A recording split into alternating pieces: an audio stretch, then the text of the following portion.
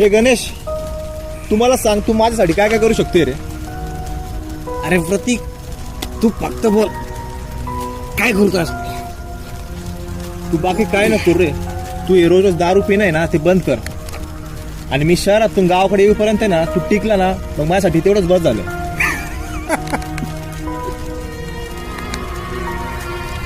अरे प्रतीक, तू चिंता नको करू रे. मला जरी काही झालं ना, तुला भेटल्याशिवाय मी स्वर्गात सुद्धा जाणार नाही.